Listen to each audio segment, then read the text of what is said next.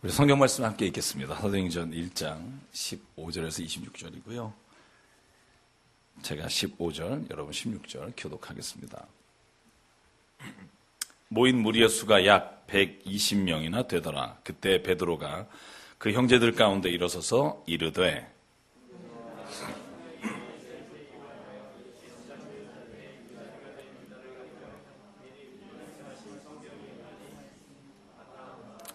이 사람은 본래 우리 수 가운데 참여하여 이 직무의 한 부분을 맡았던 자라.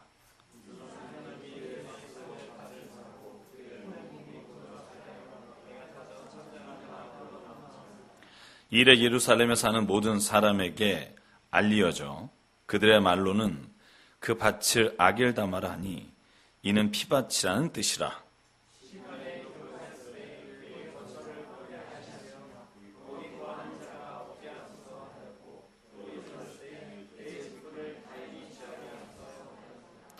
이러함으로 요한의 세례로부터 우리 가운데서 올려져 가신 날까지 주 예수께서 우리 가운데 출입하실 때에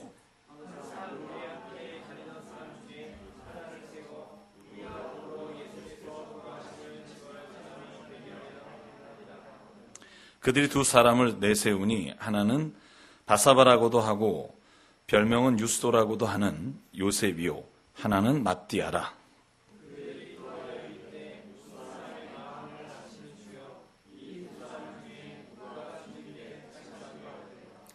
봉사와 및 사도의 직무를 대신할 자인지를 보이옵소서. 유다는 이 직무를 버리고 제 곳으로 갔나이다 하고 맏디아를 얻으니 그가 11사도의 수에 들어가니라. 아멘.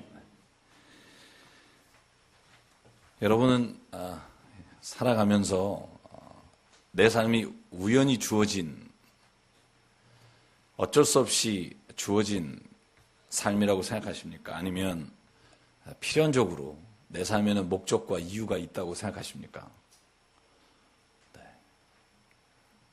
네. 제가 여쭤본 거고요. 네, 여러분들이 생각하는 거고요. 네.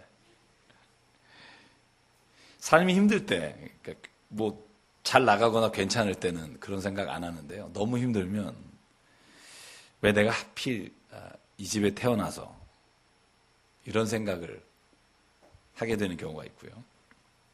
또 결혼하신 분은 하필 왜 이 사람을 만나서 내가 왜 이렇게 고생을 하지? 제가 아는 분 중에는 결혼해서 잘 사시다가 부도가 나서 20년째 원천징수라 그러죠. 월급의 원천징수가 되는 삶을 살면서 내가 그 사람만 안 만났으면 하는 생각을 하시는 분이 있어요. 어제도 결혼식 이제 토요일 날 저희 교회 청년들이 하는데 제가 예비학교를 그 두 사람이랑 이렇게 결혼할 때마다 하는데 그전에는 너무 좋았는데 결혼이 이제 한 3일, 4일 앞으로 다가오니까 이 결혼을 해야 되나 말아야 되나 심각한 고민에 옛날에 못 보던 성격들이 나오고 그런 것들에 대해서 심각한 고민하는 거예요. 혹시 자녀가 있는 분은 하필이면 왜 나에게 이런 자식이 태어나서 정말 힘들다라고 생각하시는 분이 많이 계십니다.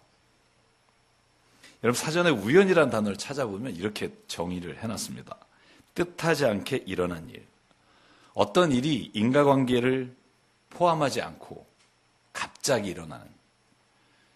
반대로 필연이라는 단어는요. 이렇게 정의를 해놨습니다. 반드시 그렇게 되도록 되어 있는 일. 그러니까 내가 동쪽으로 가도 어차피 거기를 갈 거고 서쪽으로 가도 어차피 거기를 갈 거고 내가 뭔 용을 써도 결국 될 일은 된다. 이게 필연이라는 단어입니다. 여러분 세상에서 어떤 일이 반드시 일어나야 하는가 아니면 어떤 일이 아무런 의미 없이 뜻하지 않게 나에게 일어났는가 오늘 설교 제목을 풀어서 설명하면 그런 겁니다. 여러분 어떻게 생각하십니까? 오늘 저희가 읽은 본문은요. 신약 성경에 딱 한 번 나오는 장면입니다. 구약 성경에는 이 장면이 여러 번 나옵니다만 제비를 뽑아서 누구를 세우는 장면은 사도행전 1장에 가룟 유다가 죽은 이후에 그 자리를 채워야 될 한 제자를 뽑는 이 과정이 제비 뽑기라는 어떻게 보면 확률에 맞춰서 확률에 기대서 우연이라고 하는 결과를 산출하는 제비 뽑기로 한 명의 제자를 뽑는 장면이에요. 구약에는 다윗도 그렇고 사울도 그렇고 이 제비뽑기라는 과정들이 12지파 가운데 참 많이 있지만 신약엔 이것이 마지막 장면입니다. 마지막으로 제비뽑기를 하는 장면이에요. 원래 가룟 유다가 여러분 어떤 일을 했는지 아십니까? 12제자 중에 요한복음 12장에 보면 그렇죠. 12장 6절에 보면 거기에 300데나리온을 향유를 예수의 발에 붓고 머리로 이렇게 닦는 여인을 보고 왜 가난한 사람에게 나눠주지? 왜 이렇게 돈을 허비하냐라고 말할 때 요한복음에 이렇게 기록합니다. 그는 가난한 사람을 생각한 것이 아니라 그는 도둑이요 돈자루를 맡아 가지고 있으면서 거기에 든 것을 훔쳐내곤 했기 때문에 그런 말을 한 것이다라고 하는 걸 보면 가룟 유다가 아마 12제자 중에 회계를 담당했던 재정을 담당했던 제자였을 거라고 추정해요. 그러니까 여러분 마가의 다락방에 120명의 사도가 모여서 이제 제자가 결손된 걸 채우는 장면이에요. 여러분 그런데 오늘 이 장면을 보면 잘 생각해 보실래요? 120명이 투표할 수도 있잖아요. 여러 명의 후보 중에 2명이 지금 이제 최종 엔트리에 들어간 겁니다.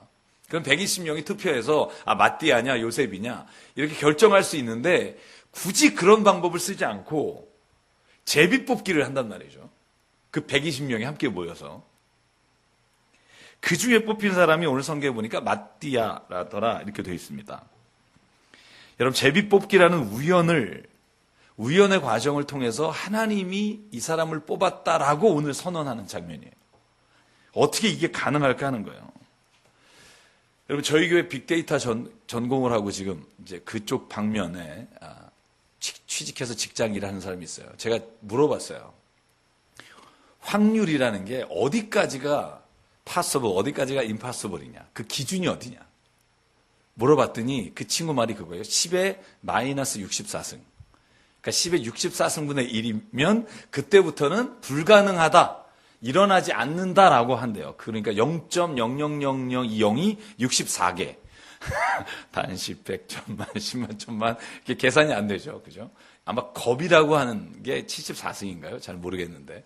그러니까 64승을 넘어가면 불가능하다라고 확률적으로 그렇게 말한다는 거예요. 여러분 가만히 생각해 보실래요? 우연이라는 것과 필연이라는 거. 이거 진짜 이거 당연히 이렇게 되는 건가? 이런 생각이 드는 기준이 그러니까 우리가 생각하는 것처럼 굉장히 과학적이지 않다는 거예요. 여러분 한번 오늘 이 점심에 예배드리러 오기 전에 주사위 가지고 6면 그죠? 6 이렇게 또 오늘 가야 되나 말아야 되나 이렇게 주사위를 던져서 6 나오면 가자. 여러분이 많이 그렇게 생각하고 주사위를 던졌다고 칩시다. 던졌는데 6이 나왔어. 그럼 여러분 어떻게 하실 거예요? 그래도 3세판이지. 이거 진짜 우연일 거야. 그리고 이거 3번 던져요. 근데 다 6이 나왔어. 그럼 여러분 어떨 것 같아요?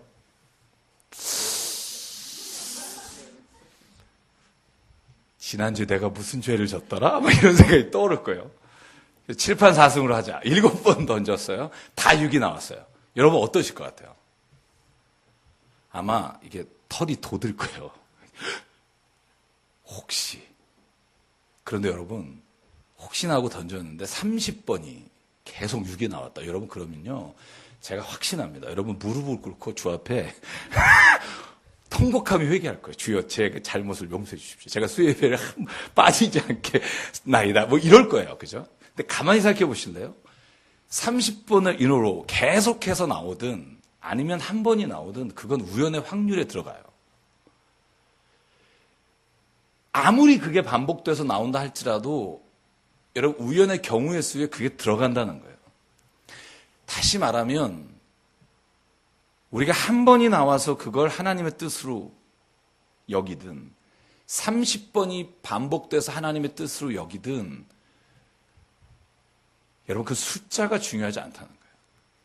오늘 제자들은요. 제비를 뽑아요. 2분의 1 확률이에요. 마띠아 아니면 요셉이 되는 거예요. 그런데 그들은요. 제비를 뽑은 그 이후에 하나님의 뜻이라고 믿었어요. 여러분 왜 이게 가능했을까? 여러분 24절과 25절에 오늘 본문을 읽어보면 거기에 이렇게 돼 있어요. 그들이 하나님께 기도했다는 거예요. 뭐라고 기도했냐 하면 이렇게 써 있습니다. 하나님, 모든 사람의 마음을 다 아시는 주님, 주님께서 이 두 사람 가운데 누구를 뽑아서 이 섬기는 일과 사도직을 맡게 하실지를 우리에게 보여주십시오. 하나님께 기도했어요. 하나님 보여주십시오. 하나님이 만약에 오늘 누구를 뽑아주시면 그 사람이 오늘 우리를 위해 하나님께서 맡기신 분이라고 우리가 그를 섬기고 순종하겠습니다. 한 번이면 충분한 거예요. 3세판이 필요 없어요. 왜? 그들은 기도하고 하나님이 어떤 결정을 주시든 그 결정이 하나님의 결정이라고 믿고 가겠다고 순종하는 마음이 있었기 때문에. 사랑하는 여러분, 저는 저와 여러분이 삶에 우연이냐 필연이냐, 와, 내가 왜 이렇게 이런 집 혹은 이런 직장에 와서 이렇게 고생을 하지라고 하는 질문이 저는 바뀌었으면 좋겠어요. 하나님, 내가 기도합니다. 내가 모든 경우의 수와 내가 모든 가볼 길을 다 가보고 결정할 수 없고 오늘 내 삶에 하나님 이것이 하나님의 뜻인지 아닌지를 내가 알기를 원하는데 주님 기도합니다. 이 길을 내게 주셨다면 하나님 이것 가운데 하나님의 뜻을 볼 수 있도록 이끌어 주시고 순종하기를 원합니다. 저는 그러면 그 일은 하나님의 일로 바뀌는 역사가 일어난다고 저는 믿습니다. 사랑하는 여러분, 초대교회 120명의 사도들은요, 마띠아를 뽑고서 그가 모든 일에 하나님의 주셨다고 하는 믿음과 확신을 가지고 있었어요. 그러니까 저는요, 모든 일을 바라보면서 하나님의 뜻을 발견하는 사람이 있고, 그냥 우연이라고 여기면서 또 다른 무언가를 꿈꾸며 살아가는 사람이 있어요. 여러분, 만약에 여러분의 삶에 불가능할 것 같은 확률이 거의 일어나지 않을 것 같은 일을 보여주시면 하나님 믿으시겠다는 분이 있을 거예요. 여러분 주변에 그런 사람이 있을 거예요. 야, 만약에 내가 이렇게 술 먹고 교회 안 가는데 나 오늘 한번 치라 그래. 하나님 치면 내가 믿을게. 여러분 이런 사람 주변에 저 있었어요. 그 사람 쳤으면 좋겠더라고요. 아무런 그런 생각이 들어요. 근데 정말 그럴까요? 정말 우리가 확률적으로 일어날 수 없을 것 같은 그 기적 같은 일이 일어나면 여러분 하나님이 계시다고 믿을까요? 저는 그렇게 생각하지 않아요. 여러분 이스라엘 백성이요 430년 동안 노예 생활로 있던 애굽을 하나님께서 이끌어 나가셨어요. 광야로 이끌어 가실 때 홍해를 건넜어요. 한 명도 빠짐없이. 출애굽한 모든 백성들은요 결코 일어날 수 없을 것 같은 확률의 일이 홍해가 갈라지며 온 백성이 건너가고 자기를 따라오던 이집트가 거기에 함몰되는 걸 봤어요. 여러분 그러면 그 하나님 앞에 모두가 다 하나님은 살아계시구나. 내 삶에 어떠한 일이 있더라도 그 하나님의 살아계심을 내가 부인할 수 없다라고 믿고 살아갔을까요? 아니요. 때마다 하나님 원망하고요. 때마다 하나님이 없었다면 차라리 우리가 거기서 지금 더 잘 살았을 텐데 하며 하나님을 원망하고 살았어요. 확률적으로 불가능한 일이 기적 같은 일이 일어났기에 하나님을 믿는 게 아니라 저는 하나님을 믿는 마음이 있는 사람에겐 아무리 평범한 일상 가운데 하나님의 뜻이 무엇인지를 보기를 원하면 하나님은 그것을 보여주시는 분이라고 믿습니다. 여러분 성경에 나오는 많은 신앙의 선조들이요 하나님이 특별한 부르심을 받아요. 아브라함은요 우르에서 바벨론 지역에서 75세에 하나님이 그를 부르셔서 가나안 땅에 보내셨단 말이에요. 여러분 근데 아브라함이 순종 안 했다면 어떻게 됐을까요? 내가 들은 건 잘못 들은 거 환청이야. 여러분 이러고 그냥 머물러 있었다면 어떻게 됐을까요? 여러분 모세를 하나님이 찾아가서 무려 6번, 7번을 설득하잖아요. 자는 자격이 없습니다. 아니다. 내가 너와 함께 하겠다. 손을 넣어봐라. 빼봐라. 지팡이를 던져라. 잡아라. 기적을 보여주시는데도 아닙니다. 하나님 나는 말을 못합니다. 내가 형을 보낼게. 그렇게 설득했는데 마지막까지 모세는 만약에 거절했다면 어떻게 됐을까? 사도 바울이요. 다메섹에 예수 믿는 사람 죽이러 갔잖아요. 잡으러 가는데 여러분 길거리에서 그냥 빛이 비춘 거예요.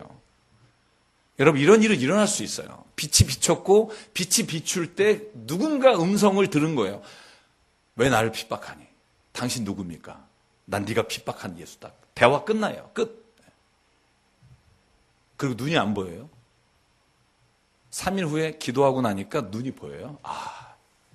그때 아마 눈에 뭐가 들어갔나 보다. 내가 뭔가 그때 내가 지금 허기가 져서 잘못된 소리 들었나 보다. 여러분 이러고 만약에 넘어갔다면 어떻게 됐을까? 저는요 우리 그리스도인의 인생에 필요는 없다고 생각해요.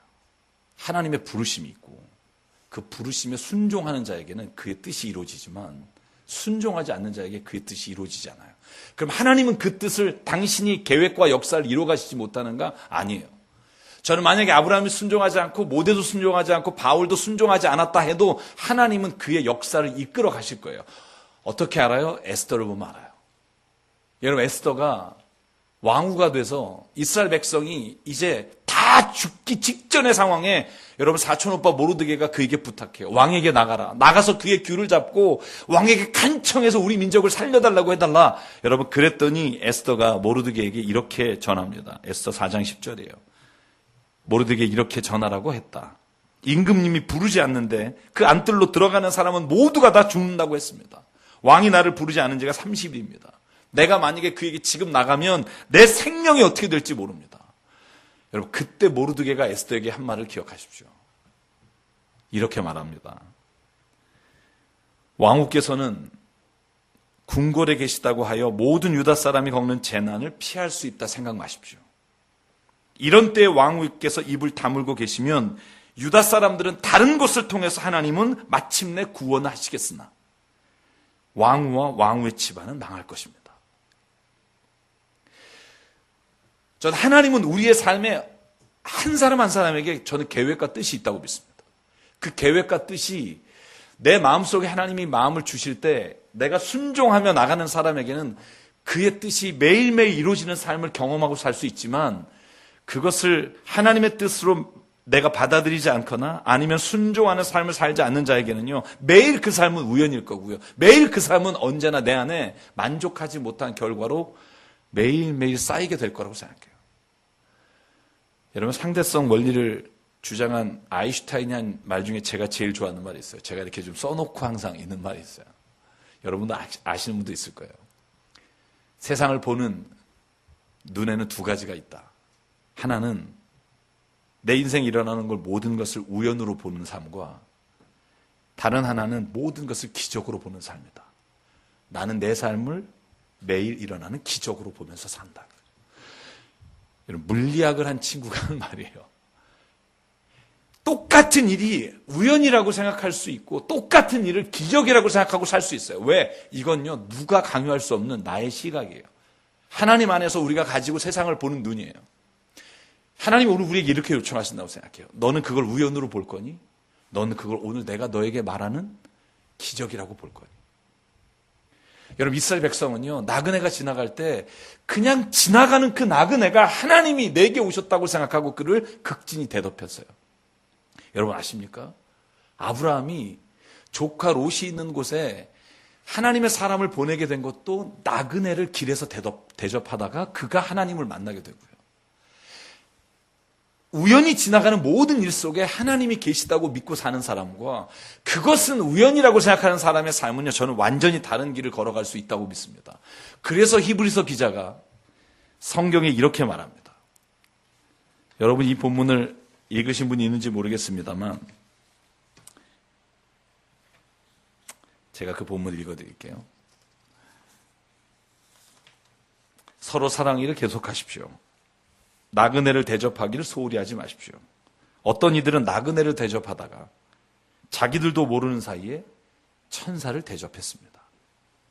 감옥에 갇혀있는 사람들을 생각하되 여러분도 함께 갇혀있는 심정으로 생각하십시오. 여러분도 몸이 있는 사람이니 학대받는 사람들을 생각하십시오.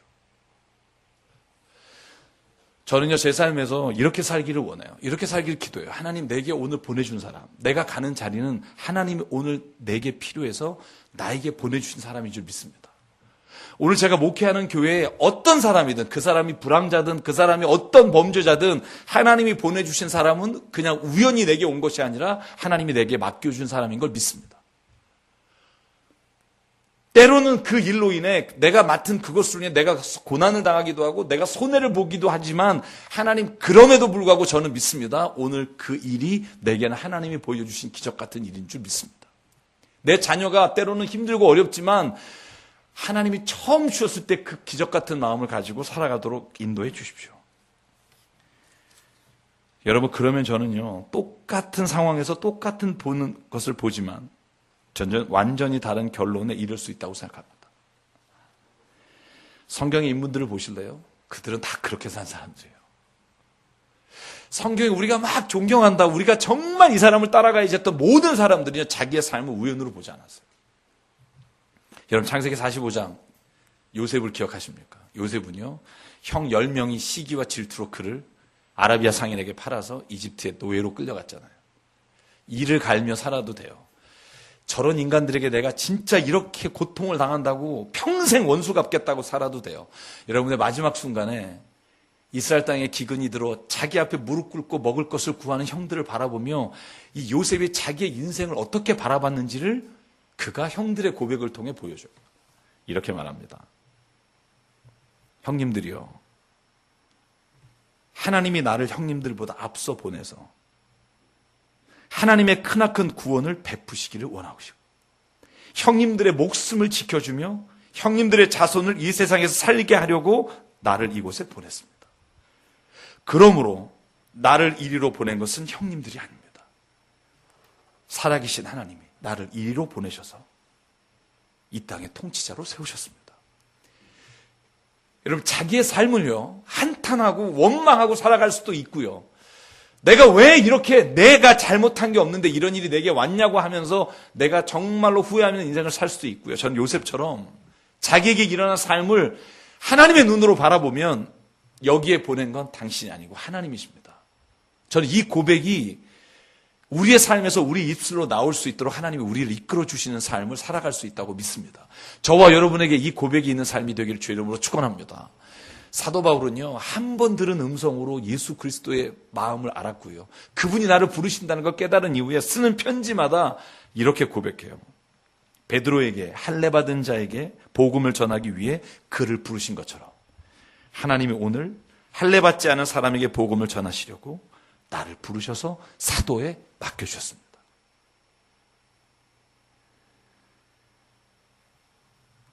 때로는 우리의 눈에 우연으로 보이는 일들을 통해 하나님이 말씀하시고 있는 것을 놓치지 않기를 주의 이름으로 축원합니다.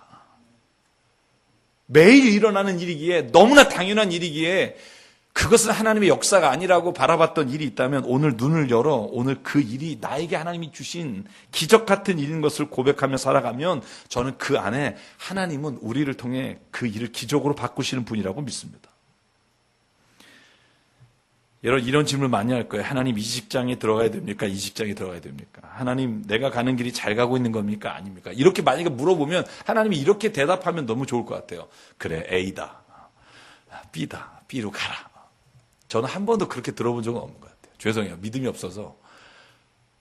근데 저는 제가 확신하는 게 있어요. 하나님에게는요, A냐 B는 그렇게 중요하지 않아요.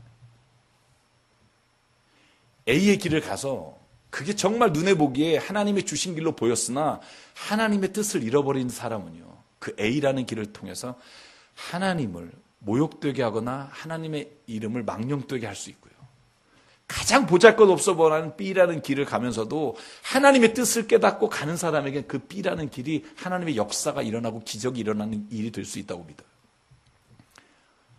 목회자와 목사가 교회라는 곳을 장사치로 만들 수도 있고요, 장사하시는 한 분이, 그 성도가 그 일을, 그 사업을, 그 조그마한 장소를 하나님의 임재하시는 곳으로 바꿀 수 있어요. 어떤 일보다 중요하던 건 그 일을 내가 어떤 마음으로 주님 앞에 드리느냐가 저는 훨씬 중요하다고 생각해요. 그러므로 우리가 기도할 때 하나님 A냐 B냐보다 중요한 건 하나님 어떤 길을 걸어가도 내가 주님의 영광을 드러내며 살기 원합니다. 내가 이 일 가운데 하나님이 비록 이 일이 보잘것없는 일이지만 내가 감으로 인해 이 일이 하나님의 일이 되기를 원합니다. 저는 그렇게 될 때 하나님의 역사가 우리 믿는 사람을 통해서 놀라우신 하나님의 일이 이루어지는 것을 볼 수 있다고 믿습니다. 그러므로 사랑하는 우리 오늘 수요 예배에 오신 모든 분들에게 제가 주님의 이름으로 요청합니다. 여러분의 삶은요, 우연이 아니고요, 그 모든 삶의 자리에 하나님의 뜻이, 하나님의 계획이 우리의 눈을 열면 하나님께서 보여주신다고 믿습니다. 매일 우리가 마주하는 사람, 오늘 내가 닥친 상황, 내가 해야 될 많은 일들이 우연이 아닙니다. 거기에는 분명히 하나님의 뜻과 사명이 있습니다. 이렇게 믿고 살아가는 사람에게는요, 저는 마지막 순간에 하나님 앞에서 내가 그때 그 일이, 그 사람이 주님이셨죠라고 우리가 마지막 때에 고백할 수 있다고 생각해요. 예수께서 말씀하셨어요. 오른쪽과 왼쪽을 나누시고, 야, 내가 배고플 때, 내가 감옥에 갔을 때, 내가 목마를 때 네가 나를 먹여줬잖아. 넌 하나님의 나라로 가자. 여러분, 그때 그 사람들이 황당해요.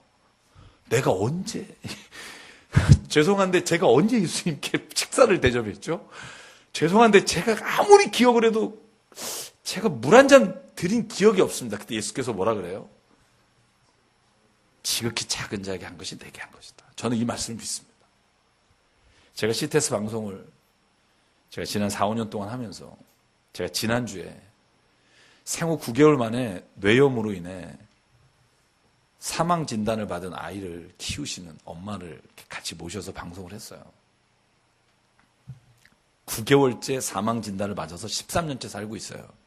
근데 전신마비와 그리고 뇌변병으로 인해서 말을 못하고 못 알아듣고 그 13살 된 딸을 매일 목욕시키고 13년이에요. 28에 낳은 딸로 인해 40이 되도록 자기 인생이 없어요.